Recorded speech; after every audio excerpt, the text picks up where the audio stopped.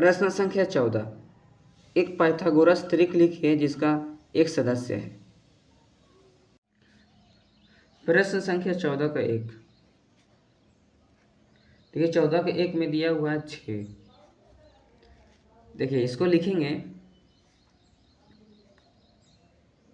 सबसे पहले पाइथागोरस त्रिक। पाइथागोरस त्रिक बराबर क्या लिख सकते हैं? 2n n² - 1 n² + 1। ठीक है, ये पाइथागोरस त्रिक हो गया 2n n² - 1 n² + 1। उसके बाद लिखेंगे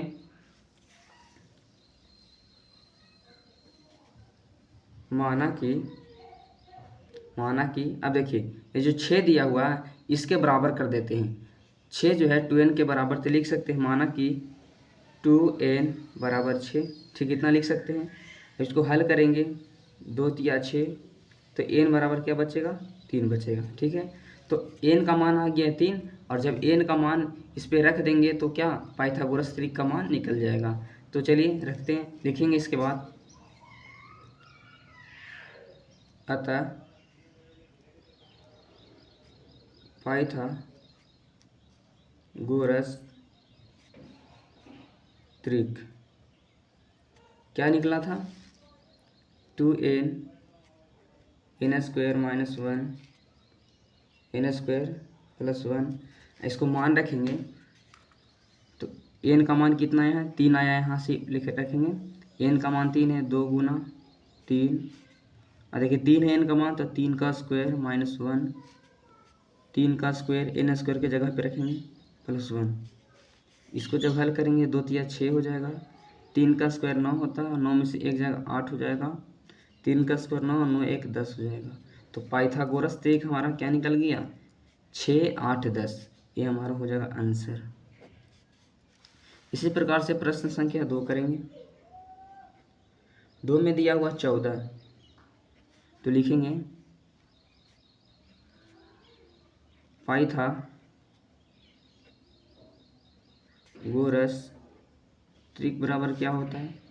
2n n² - 1 n² + 1। अब लिखेंगे माना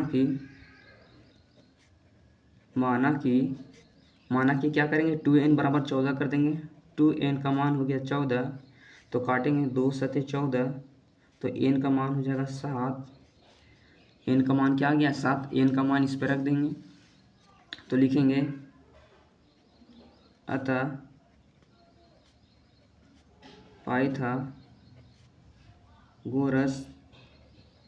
त्रिक बराबर क्या आया?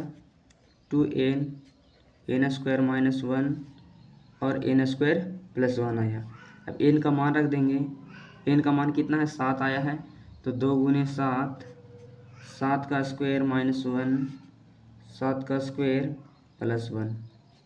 इसको हल करेंगे 7 दूना 14, 7 7 49 और -1 48, और 7 7 49 1 50।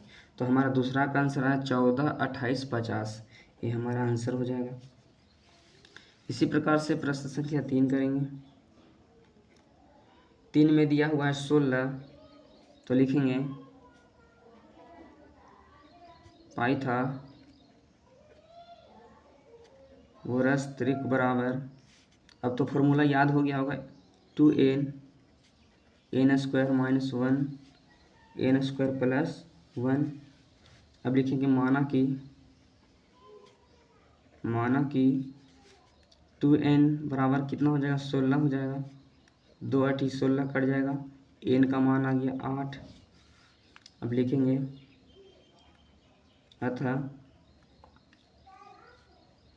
पाइथागोरस त्रिक बराबर क्या होता है? 2n n² - 1 n² + 1। अब रख देंगे मान, तो n का मान 8 है, 2 × 8 हो जाएगा। 8 का स्क्वायर - 1 हो जाएगा। n का मान 8 है, यहाँ भी लिख देंगे 8 का स्क्वायर + 1 हो जाएगा। 8 का स्क्वायर + 1। इसको हल करेंगे, 8 दूना 16, 8 का स्क्वायर 64 होता है, 64 में से एक जाएगा 63 हो जाएगा, 8 का स्क्वायर 64 और 64 एक 65, और ये हमारा आंसर हो जाएगा। प्रश्न संख्या 4 में दिया हुआ 18, तो लिखेंगे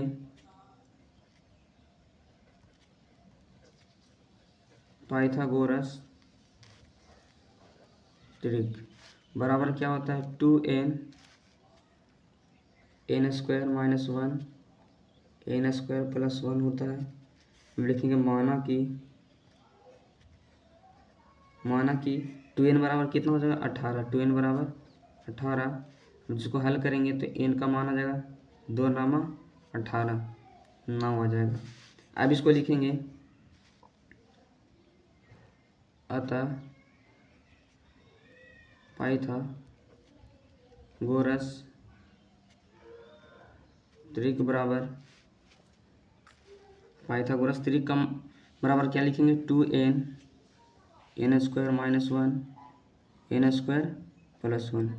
n का मान 9 आया है, लिखेंगे 2 गुना 9, 9 का स्क्वायर माइनस 1, 9 का स्क्वायर प्लस 1, 9 दूना कितना होगा 18, और 9 9 में 81, 81 में से एक जाएगा था 80, और 9 9 में 81 एक 82, ये हमारा आंसर। इसी प्रकार से प्रश्न संख्या 5 करेंगे। 5 में दिया हुआ है 12, तो लिखेंगे पाइथागोरस त्रिक बराबर 2n n square minus 1 n square plus 1। लिखेंगे माना कि 2n बराबर 12, काटेंगे 2 6 के 12, n का मान 6 आ जाएगा। इसके बाद लिखेंगे अतः पाइथागोरस त्रिक बराबर क्या आया था 2n n square minus 1 n square plus 1। अब देखिए हो जाएगा n का मान 6 आया था, रख देंगे यहाँ पर 6, 2 गुना 6, 6 का स्क्वायर माइनस 1, 6 का स्क्वायर प्लस 1। अब हल करेंगे 6 दूना 12, 6 से 36, 36 में से एक घटेगा हो जाएगा 35, 6 का स्क्वायर 36 होता है और माइनस 1 35 हो जाएगा, 6 का स्क्वायर 36 और प्लस 1 37, और ये हमारा आंसर हो जाएगा।